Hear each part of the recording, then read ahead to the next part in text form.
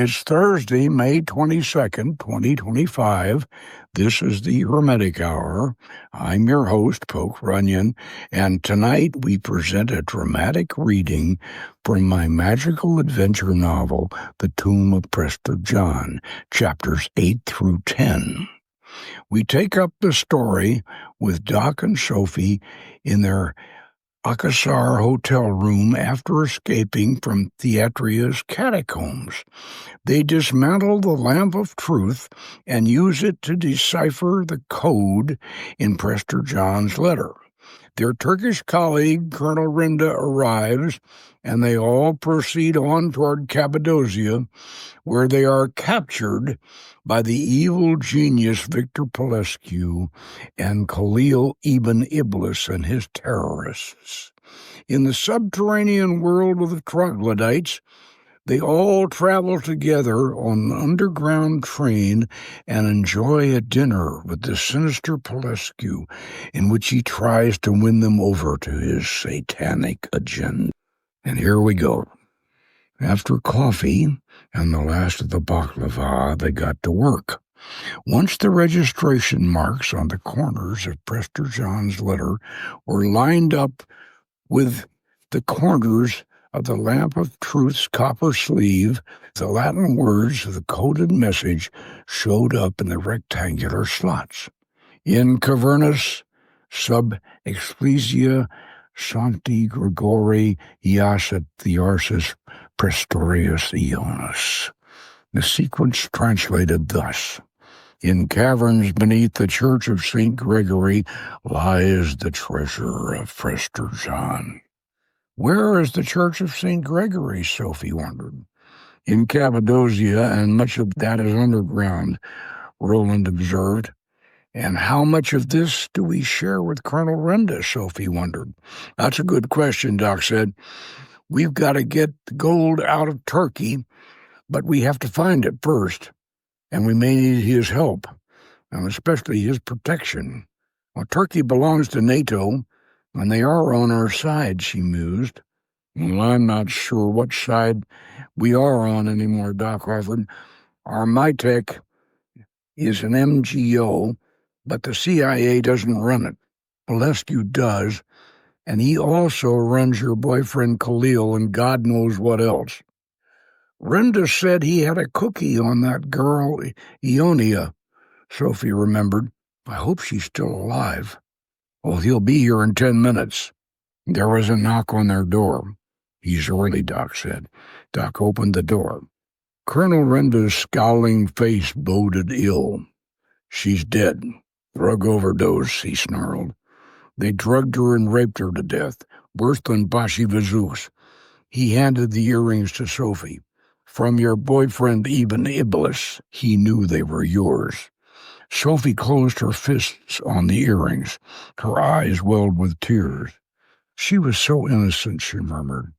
So are we all, Renda observed as he moved to the center of the room and put a large valise on the coffee table.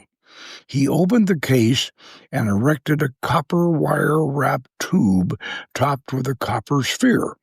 Then he unbound a long power cord and found an outlet on the wall. He flipped a switch in the valise, and the unit began to hum and vibrate. He pointed his finger at the copper sphere, and an electric blue spark crackled to his fingertip. Tesla coil, he informed, so we can have privacy. This room is bugged, and after they released Ibn Iblis, I don't trust Istanbul. Doc ground his teeth in rage. He didn't trust Istanbul either, and Khalil's people were on the loose. He should have checked the room out the way he had been doing all along. Things were moving too fast, but that was never an excuse. Things always moved too fast. How they could now talk safely over the angry whirring of Renda's device. I'm afraid we're compromised, Doc reluctantly declared. How so? Renda asked. Sophie and I decoded Prester John's letter, and I vocalized the location of the treasure. It's under the church of St. Gregory in Cappadocia. Khalil is probably almost there by now. The points of Renda's black handlebar mustache almost came together over the bridge of his hawk nose as his facial features twisted in a thought-provoking squint. "Did the letter specify Cappadocia?" he asked. "No, just the Church of St. Gregory," Doc said. Renda began to chuckle. "But the Church of St. Gregory is in Cappadocia," Doc insisted. "A Church of St. Gregory is in Cappadocia, but the Church of St. Gregory is on the outskirts of Ani, the ancient capital of your Prester John." "Do you mean the church Prester John would have referred to in his letter?" "The very same," Colonel Renda declared, and his chuckle erupted into a laugh. "Even Iblis is going to the wrong church." And to be certain Khalil really did have the wrong information, Renda conducted a thorough search of the rooms, finding a microphone transmitter in the telephone and another in the air conditioner. He disabled them and unplugged his Tesla coil. The angry whirring sound stopped. The silence was therapeutic. "You two can head on for St. Gregory's and Annie if you want to," said Colonel Renda. "I'm going to get a squad of my best men and spring the ambush they've been laying for us at St. Gregory's in Guzel Yard, Cappadocia. I've got a score to settle with this Ibn Iblis." Doc Roland nodded in silent contemplation for a moment. A thin smile masked his thoughts. If there really was a treasure, they would have to get it out of Turkey, and Colonel Renda certainly would not and could not be involved in that. It would be better for them to go on ahead with the mission and let Renda deal with Khalil. But Doc Roland wanted Khalil Ibn Iblis off their backs, and he planned to visit Cappadocia on the way to Ani. And he and Sophie would need to arrange for a vehicle and supplies to explore Ani. Ani was very near the eastern border with Armenia, and Akisar, where they were now, was only 35 miles from the Aegean Sea. It would be, at the very least, a 2-day drive. "I think we'd better push on ahead," Doc muttered. "We'll need some help. You can supply us with a vehicle and supplies when we get to Kars." "I'll think about that," Colonel Renda muttered. "But if you're going to Kars, which is where Ani is, you'd better take the Eastern Express from Ankara. Rail is the only practical way to get there. Driving from here to there by car would be virtually impossible." "But does the express pass by Cappadocia on the way east?" Doc asked. "Guzel Yard is a stop on their line east. 2-hour layover, as I recall." "Good. You should have Khalil in custody by the time we get there. We'll check with you or your people when we get to Guzel Yard," Doc concluded. "I'll have a vehicle, the gear, and supplies waiting for you when you arrive in Kars, on the condition that you accept an official guide to monitor any archaeology you might be doing," Colonel Renda replied. "Thanks, but a guide won't be necessary," Doc said. "We like to work alone." Colonel Renda lifted both eyebrows. "Hold on, Pilgrim. This isn't your Wild West, it's my Wild East. And we're having an archaeology gold rush in Turkey these days. Ice Age artifacts are a national treasure. And I don't care how spooky you two people are, archaeology is the top line on your dossiers. And my job is protecting national interests. So you will be assigned an official guide." "Why so paranoid, Nuri?" Doc asked in a sympathetic tone. Nuri Renda glanced down and then looked up at Doc Roland from under black beetling brows. "The underground cities of Cappadocia," he began, "were only recently renovated by Christians. The original tunnels are older than Göbekli Tepe." "Ice Age," Doc went on. "We're keeping a lid on it," Renda admitted. "I sympathize with Zawi Hawass down in Egypt. You know, he won't let anybody dig under the Sphinx." "Religion," Doc grunted. "Oh, come on, don't get bigoted on me, Doc. Islam has more of an antediluvian tradition than Christianity. The problem is Marxism." Yeah, Marxism and Islam, Doc growled at him. Sophie stepped between them. Take it easy, Doc. We're guests in Nuri's country. And besides that, remember, our beloved Holy Father, the Pope, is a Marxist. And most of your Anglo-Saxon anthropologists are Marxists too, Renda added. Okay, I'll be a good boy. We're not hunting artifacts, but we are seeking to authenticate the legendary Prester John as an Armenian priest king in the early Middle Ages. I suppose this could have political ramifications. I know you Turks have issues with Armenia, but I understand you're working them out. Now, this Prester John thing could be a bargaining chip for you.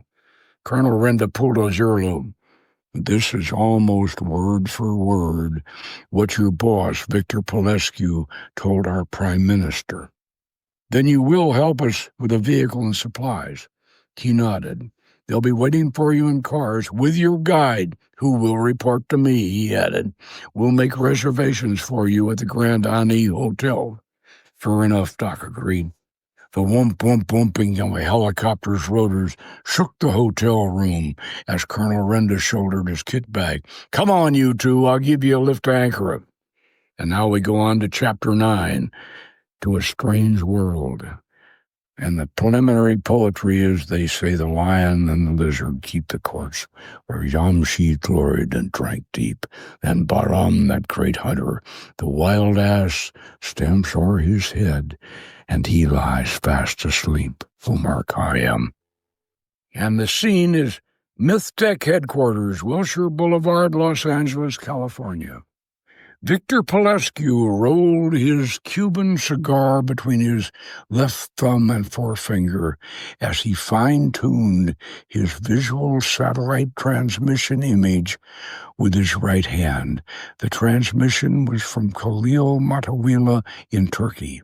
Paulesque turned the dial delicately until the finely resolved image of the young man's face displayed the scar crawling like an angry centipede across his face in gruesome high definition. Progress report, Khalil, the puppet master demanded. With his private satellite network, the delay was minimal.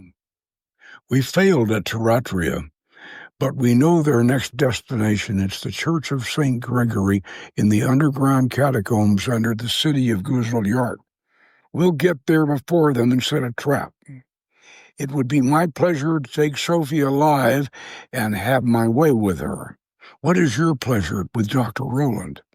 Well, it'll be my pleasure to have Roland observe you taking your pleasure with Sophie, Paulesque replied, following which I think we can all settle our differences and become one happy MythTech Gnostic family. Both of them are valuable to us, so be careful. I look forward to sharing the experience, Excellency, Khalil replied. And Paulesque said, I'm booking a flight to Istanbul, he said, signing off. And now we go to the railway station in Ankara, Turkey. At the railway station in Ankara, Doc Roland and Sophie Iskandar boarded the streamlined Turkish Dolgu Expressi, the Eastern Express, and settled into their sleeping compartment as the luxury train moved out of the station and on toward its first stop in Kirkcaldy. They were having a lunch, a bareks, a meat and cheese pastry, and enjoying the scenery on the way to Kayseri. They were beginning to see the mysterious natural stone pillars of Cappadocia. Karst topography, Doc noted. We see the same thing in Central America. Well, not honeycombed like these, Sophie commented. No, the Mayans didn't live in them, Doc agreed. Do you really think Cappadocia's underground cities are as old as Nuri says? In the deeper levels they could be. The Cappadocian area is karst, and humans have always liked to hide out in caves and improve on them. Is Ani in a karst area? Well, I certainly hope so. By afternoon they had reached Guzalyart, and they pulled into the station, and Doc's cell phone played Yankee Doodle. We got him. This is Lieutenant Kamil. I'm Colonel Renda's exec. I'm sending a vehicle for you. They'll bring you along to police headquarters." A young Turkish army officer waved to them as they stepped off the coach. "Major Roland," he called as he saluted and introduced himself as Lieutenant Enver Kamil, an MSU Turkish Military Academy graduate. He wore camouflage battle dress, blue-green beret. Lieutenant Kamil led them to a dun-colored armored personnel carrier, opened the hatch, and gestured for them to enter. Doc Roland climbed in and found himself staring into the bearded face of another blue-beret battle-dressed soldier. But this one had a scar on his cheek that looked like a scarlet centipede. Below his bearded chin was the muzzle of an MP5 submachine gun. "Oh, we meet at last, Major Roland," Khalil Ibn Iblis drawled. Sophie voiced something very unladylike. The sweet odor of chloroform stiffened Doc Roland, and he sank into unconsciousness, suffering a succession of unpleasant dreams before being revived by the acrid smell of ammonia-smelling salts.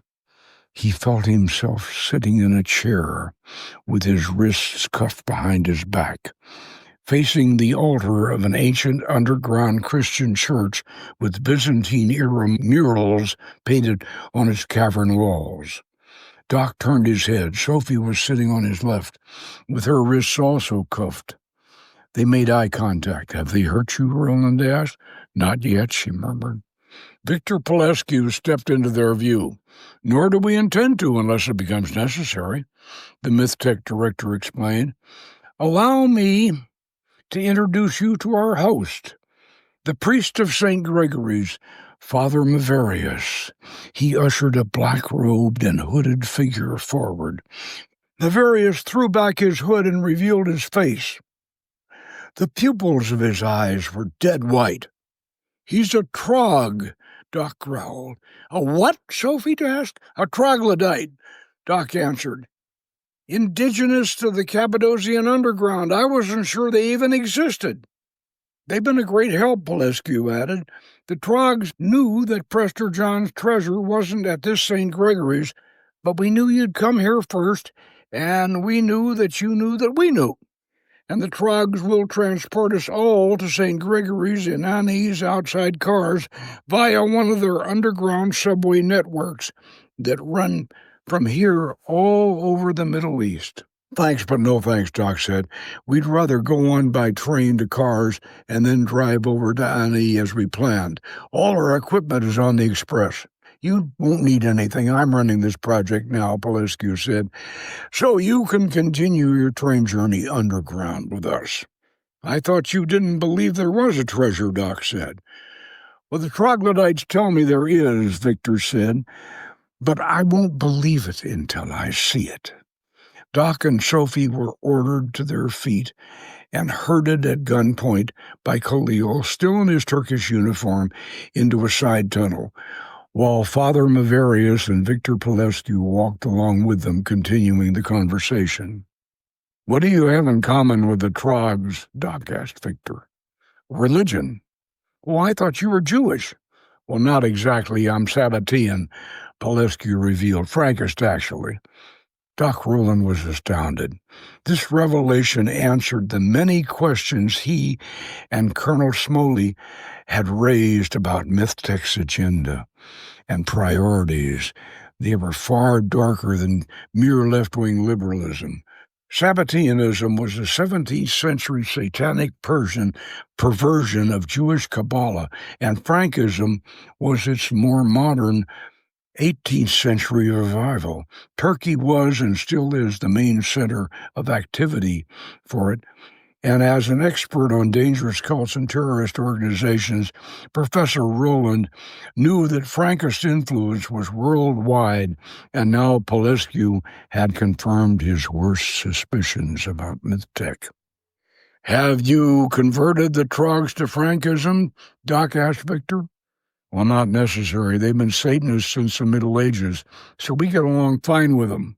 "Oh, like peas in a pod," Doc muttered. "Hail Satan," Father Maverius growled. "Oh, you sanctimonious dirtbag," Doc snarled. In 10 more minutes walking, they had reached the subway station, just as the antique steam locomotive was chugging past the loading platform. The old engine had a cowcatcher and a bell-like smokestack, but no smoke came out of the stack. Father Maverius waved his hand toward the locomotive. Clean coal, no smoke. Satan protects his people. Doc wondered if they had achieved clean coal, why they were using such antique locomotives. Surely the underground system must have originally been electric, or possibly cold fusion atomic, probably built before the Ice Age by stranded extraterrestrials, the original Trogs, and maintained through the ages by their descendants as best they could, to be used as a fuel in the underground network. Coal would have to be transformed into propulsive energy without producing an exhaust. Now, this was beyond the present state of earthly technology. It would be a boon to the surface world, especially for China and Turkey, who were poisoning their people with coal dust worse than the British had during the Industrial Revolution of the Victorian times. The passenger cars were equally antique and decorated in Art Nouveau style. The captives were hustled aboard and seated in a booth-like compartment facing Victor Paulesque and Khalil Ibn Iblis across a low table. Father Maverius sat on a stool.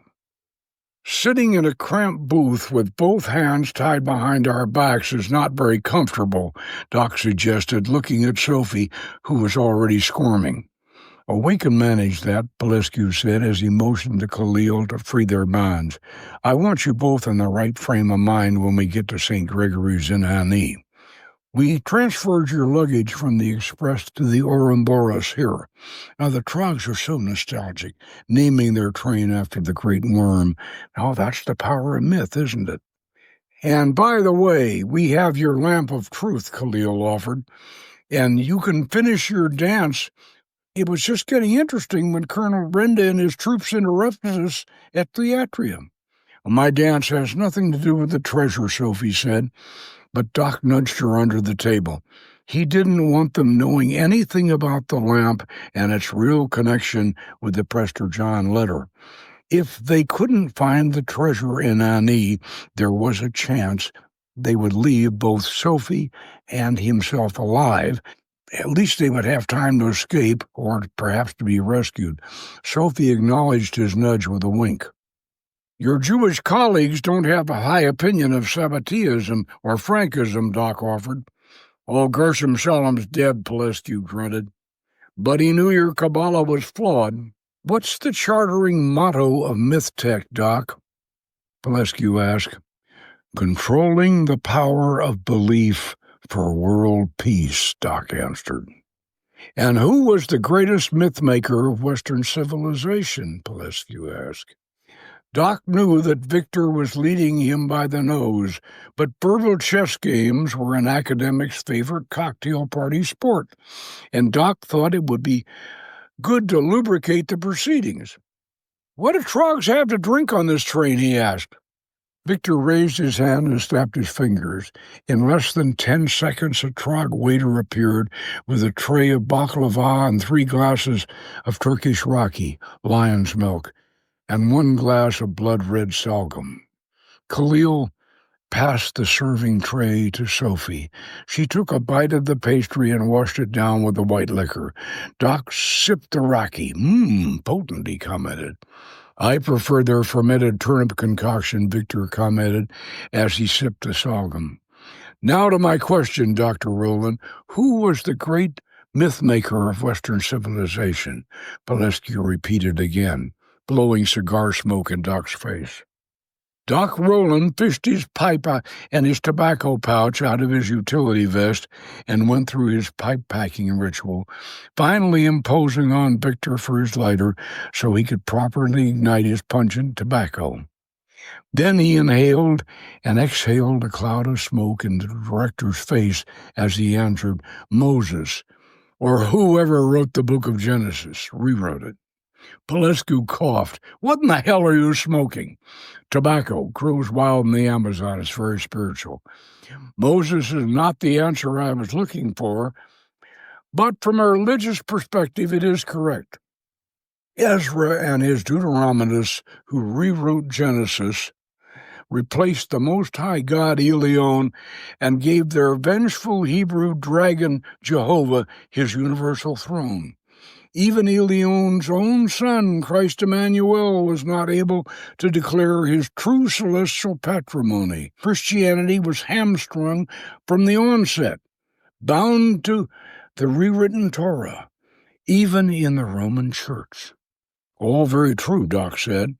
"And when the Gnostic Christian Cathars finally tried to break free and worship the one true God, they were exterminated." Sophie nodded in agreement. "A worse and more tragic genocide than the Nazi Holocaust," Victor agreed. "You surprised me, Victor," Doc said. "I thought the Holocaust was one of MythTech's best propaganda weapons." "Well, it was, but it's losing credibility. The plight of the Palestinians is more important in today's international demographics. Rand did a cliodynamic study on it, and it gives Israel about 10 more years. At this point, the compartment was invaded by a squad of Trog waiters carrying a huge bowl of lamb stew and all the accessories for dinner, including a pitcher of Rocky and several bottles of sorghum. Victor got to his feet and gestured to the spread. "Enjoy, my children, good friends, good food, good company. If we are going to control the world, let us at least sustain ourselves." When eating activity had reached conversational level, Paulesque continued, "Dr. Roland, I am sure that you and Dr. Iskandar will both come to realize that we have much in common, and we are all working together in a common cause against a common enemy. Even Khalil here, with his Palestinian assassins, is working with us. MythTech really is our secret culture war executive. We rule by deception. We are the man behind the curtain. We have the power because we are the Mythmasters." Sophie's features twisted in rage. "Khalil's assassin called it Satanic. He even calls himself Ibn Iblis." "You were my Scarlet Woman, darling," Khalil reminded her. "I was a Gnostic. You were a Thelamite." "I was a Gnostic Christian. I was confused. I never accepted the 3rd chapter of Crowley's Book of the Law," Sophie sputtered. "Crowley despised women. He didn't even think they had souls," she declared. "But he knew they had power, sex power, and you still have plenty of it, sweetheart," Khalil assured. "And you're really sexy when you're mad," he said, while he tried to unbutton her shirt. She slapped him and scooted away from him in the booth. Doc stood up with his fist clenched, but Victor, the diplomatic host, intervened. "Now calm down, everybody. Lady Sophia will give us a great show when we get to St. Gregory's. As the living embodiment of the glamorous female messiah, a reincarnation of the voluptuous sister Eva Frank, divine daughter of our beloved avatar brother Jacob, God rest his soul." "What in hell are you talking about?" Doc Roland demanded, glaring at Victor. "The original Scarlet Woman, she to whom all power was given, the beautiful Eva Frank, brother Jacob's daughter. Together, they were the model and the inspiration for Aleister Crowley's Thelema cult," Paulesque declared. "What's your source on that?" Doc demanded. "The Sefer Shekinah," Victor replied. "Brother Jacob and Sister Ava published it in Offenbach, Germany in 1790. Crowley had a copy. I'll send you a PDF. "Thanks, I'd like to see it," Doc said. Doc sat back, sucked his pipe into life, and blew a smoke ring to focus his thoughts. How to manifest the female aspect of divinity was a major theological, social, and political problem in the world's patriarchal Abrahamic religious cultures. Half the world's population was female, but in male-dominated societies, procreation and sexual gratification seemed to be their primary functions. Their power, if they had any, was derived from sexual attraction, glamour, and beauty, and these were not qualities of the human soul. Women were ensouled by their qualities and characteristics of motherhood, which justified the Roman Church's veneration of Mother Mary, which was compensation for their dogmatically desouling the rest of womankind. Doc knew that MythTech and other progressive culture manipulators had sponsored the sexual revolution and the Crowley revival in the 1960s. But recently, Victor Paulesque had changed course and was vectoring media support toward anti-sexual radical feminism. It was perversely ironic. "Why did we shift gears and start favoring older, less attractive women?" Doc asked as he blew another smoke ring. Victor blew a smoke ring that encircled Doc's. "When we realized there are more of them. It's all political, my boy." Victor leaned back and took a long draw on his cigar, blowing a cloud of Cuban tobacco smoke over the remains of the Turkish dinner. The council should have foreseen Blavatsky, Bassett, and Bailey before they franchised the world's woman. Mythmakers should never believe their own bullshit. Blavatsky was the mule. "The mule?" Doc asked. "Asimov's mule," Victor grunted. Fictional analogy for a disruptive world leader like Adolf Hitler, a human phenomenon who cannot be predicted. Doc nodded in agreement. He knew that Isaac Asimov's Foundation novel was the model for the socio-political artificial intelligence complex that the political gurus used. Cleodynamics, the manipulation of history, had replaced elective astrology among the current generation of Plato's philosopher kings. "Do you think Blavatsky brought on radical feminism?" Dr. Roland asked. "Well, not specifically," Victor Paulesque qualified, "but she started the dismantling of the Enlightenment, the tearing down of the Aristotelian age of reason. She ripped away the veil that had been cast over our history. She restored the Gnosis and returned to us the divinity of women, your beloved Soma Sophia." "Alexandria," Doc muttered. "Yes, Alexandria," Sophie exclaimed. "You see, my children, we do have a lot in common after all," the director said, as the waiters cleared the table and served a course of baklava and glasses of red tea for dessert.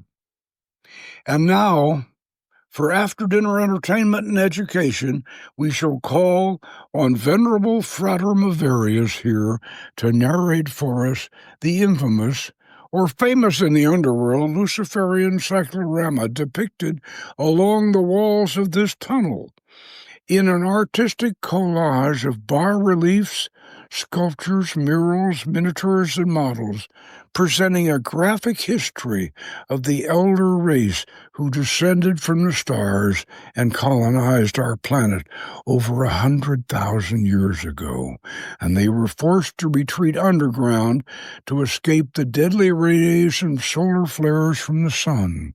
They created the subterranean realm of Tartarus, and have maintained secret commerce and fellowship with surface-dwelling Luciferians since the first millennium of your common era."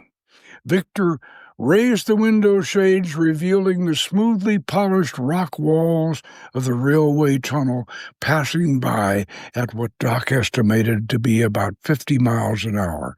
Symbols, Trog numbers, began to appear on the walls as the train slowed down to 15 miles an hour. Frater Maverius stood up and made eye contact with them all. The white pupils of his eyes made his pale face even more skull-like. He made the sign of the horns with both hands. "Hail Satan," he declared. And soon we will continue with Chapter 11, The World Below. I hope you all enjoyed that, and we'll see you next week for another Hermetic Hour. And I want you to carefully study this episode, because there are more secrets revealed in this episode that you're going to find. So study it carefully. We'll see you next week.